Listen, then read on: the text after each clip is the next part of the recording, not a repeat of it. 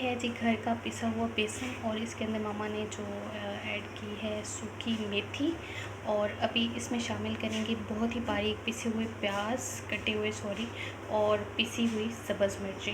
ये इसमें डाल देंगे और इन्हें भून लेंगे पानी के साथ। इसमें थोड़ा सा गंदम का आटा भी शामिल होगा। फिर मज़ीद आपको दिखाते हैं आगे क्या प्रोसेस है।